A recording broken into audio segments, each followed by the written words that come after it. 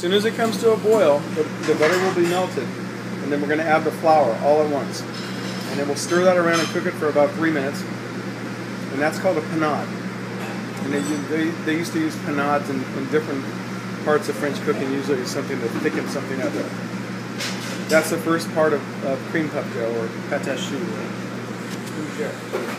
So I'm going to put a little teeny bit of, just like half a teaspoon, quarter teaspoon of sugar in there too. So I've got the flour measured out. We've got eggs. So those are the three things that aren't in there yet. Again, this is probably a 300-year-old stove. It doesn't work that well, but it's kind of drafty back here. We can see it's starting to simmer now. So we'll put all of our 1 1/4 cups of flour in. And immediately that will turn into a big mass.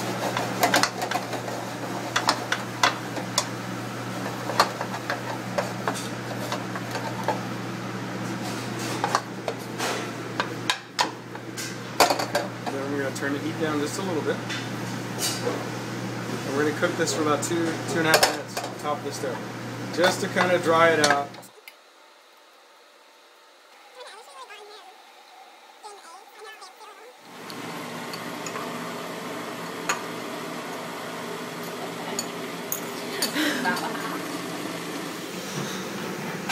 Perfect.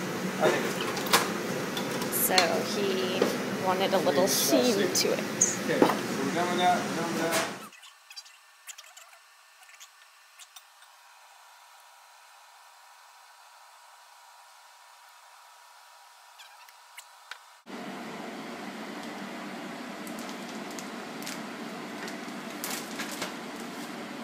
Okay.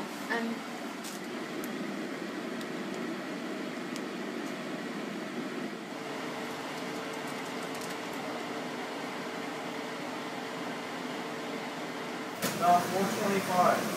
Now we're going to set a timer. So we just missed that. We're going to set a timer for about 8 minutes. Okay. They should be puffed up by then and starting to brown. And then we'll turn the oven down and let them go for another 15-18 minutes. So Okay. see how it goes. So, woo! See that? They're all puffed up and beautiful. So. Okay, so now I'm going to turn the oven down. Right, that's cool. So now I'm going to turn the fan off and just kind of let them do they're drying out the inside. Okay?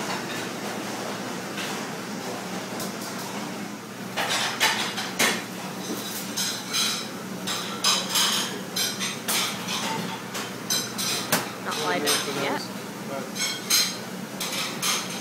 So that's what they're supposed to look like. So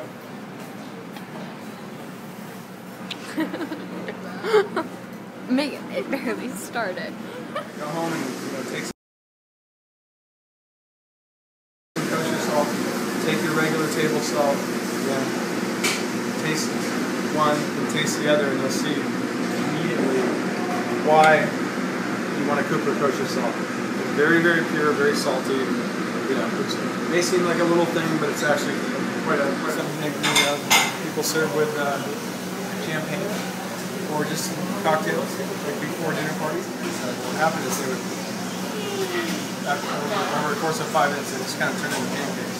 Oh. So, because the inside of butter is still wet, just in a point in it. So delicious on the next day. There won't be anything anywhere near. You'll see this too. So save one tomorrow. You put them in a little plastic container. Don't refrigerate them. And probably, if you're going to try and keep them at this point for another day, probably best to throw them in the freezer. Once they cool, then you can pull them out and pop them back in the oven. But if you're going to freeze them, make them for different. You freeze them before you cook them. So by putting the cheese on top, that's why you get that little shiny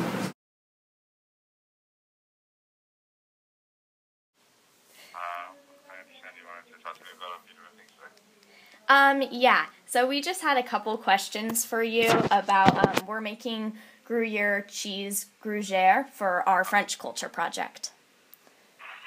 For your what school project? French culture project. Okay. So here are the questions. This is my partner, Brookelyn. So the first question is it common in France today, like the gorgères? Are they common food? Gruyères? Yes. Yeah, they're very common.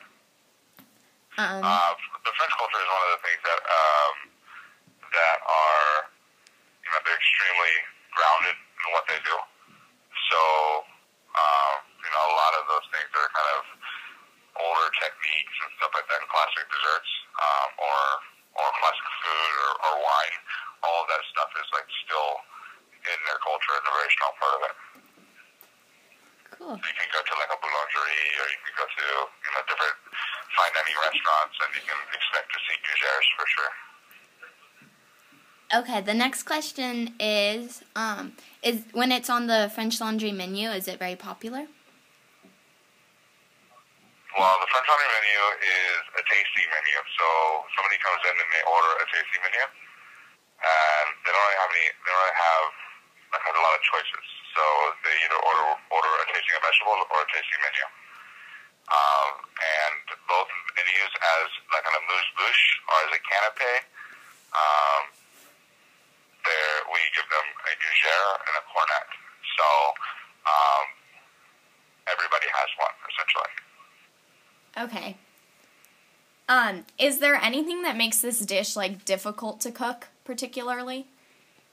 I mean, you have to understand a little bit of the science of cooking, what's going on behind it. I've had bad gruyères and I've had great gruyères. So part of the deal is that you're trying to incorporate all the flour and butter into the amount of flour you need to use, or incorporate all the flour and butter together. And in order to do that, you need to add water for it all to incorporate, and then you have to cook that water out. So you're kind of like steaming it in the pan, and it sticks to the bottom of the pan, but that's okay. And then at that point, once you've extracted as much moisture as possible, that's when you add all of your your eggs and whatnot, your cheese, black pepper. Okay. Is Gruyere cheese a common cheese in France? Yeah, very, very common. Okay.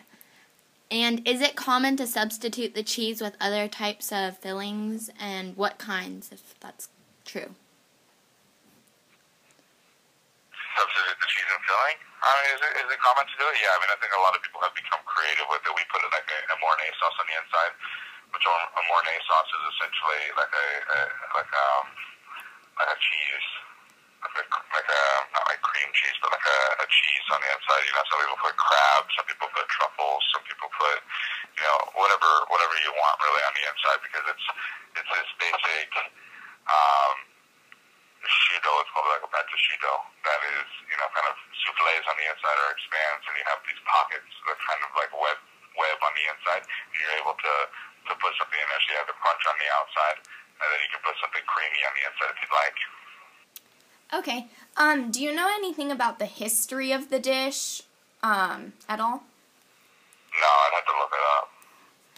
Okay. I'm not sure who created it. I think probably Antoine Crème created it in probably the early 1800s, but that's a guess. Okay. And then, lastly, is there anything that makes this dish, like, uniquely French? Like, anything about the technique or anything like that? Yeah, I mean, there's the pâte de choux and that kind of, I mean, you ever go to the donut shop and get like a cream puff? Yeah. Yeah. Okay, so that's the same thing. It's the same dough. Okay.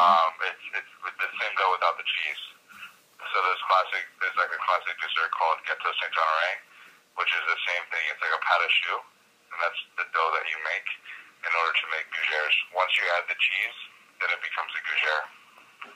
So, yeah, I mean, it's a very classic thing. Okay, and then is there anything in particular that you would suggest, like pairing with it, that is a good food item to pair with the Grugier? When thinking about pairing stuff with somebody, hold on one second, please. Hey, Johnny, how much trouble are you at? How much are you going to get? You're waiting for me? Okay. I want to tell you, how are they? I'll say about remember how we looked at you swings last week? Yeah. We get 3 pounds of swings this week, and we have Tyler's right here, too. So, yeah, I'd maybe grab like 1 or 2. So, okay. This one, which size you want? This. Yeah, big one. Yeah, this is right here. Yeah, 1 or 2. Can we get this onion swing out, the hatchet? Yeah. Hold on, portioning here. Can we get an angle of the clearing that's pulled out the ground? Hold it on there right now. Okay, do it in a pot like this for the onions, right? Okay. Get a couple around on top for the clove. Okay. I'll be off the phone here in a few minutes. Okay. All right. Sorry about that. What was the last question? Is there anything in particular that you would suggest pairing with the Grugier? When I think about pairing stuff with the different items and creating a menu, I think that you have to think about your demographics. So, are you going to be doing it yourself? Yeah, we had contacted a local chef, and so we are trying to get a space in his kitchen, and he's going to kind of help us through the process. But yes. Okay. And then you're going to be serving them to your class, I assume. Yeah, we're going to be bringing in sampling to the class. Okay. Well, you kind of want to be a big hit, and Grugiers are super easy to make. Essentially, there's definitely some technique involved, but they're fairly easy to make. So, what I would do is I would think about what the kids in your class like to eat. Okay. So maybe let's brainstorm a little bit here. What do you guys like to eat? I don't know. I like vegetables. Me too. Yeah. Like what? Vegetables? Yeah. You're gonna have to put something on the inside. So we could take I don't know if you guys like crab or shrimp. I don't know. yeah. I grew Yeah. up in that area, and my brothers and sisters don't like crab or shrimp. So. Yeah, I love all types of seafood. Me too. So. Okay, so I would say doing crab. Okay. I would make a filling of go to the store, buy some pig crab, Okay. and then mix in some mascarpone cheese. Oh, okay. Mascarpone, you can get any kind of like an Italian delicatessen, and then I would incorporate that, and then I would add you know how to zest a fruit, so you zest like a lemon. Yeah, I know how. Okay, so zest a lemon and cracked black pepper. I think that would be a really good filling for inside those Grugiers. Okay. Well, thank you. What you do is you take the bottom, you poke a hole in it with anything really that has a tip to it. So you can do it with it's nice to do it with something that's round, Okay. you can do it like a pastry tip, a small pastry tip, Okay. and then poke a hole in it, and then put your filling in a piping bag and make sure it's not too firm, and then pipe it into it. Okay. And then I would slightly warm them up in the oven if I could. I don't know if you have that capability in your classroom. If not, then maybe you guys have a toaster oven at home. You guys can unplug it and bring a small plug in. That'd be pretty easy. Okay. Well, thank you so much for your time. This has been very helpful. All right. Thank you. Bye. Yeah, take care.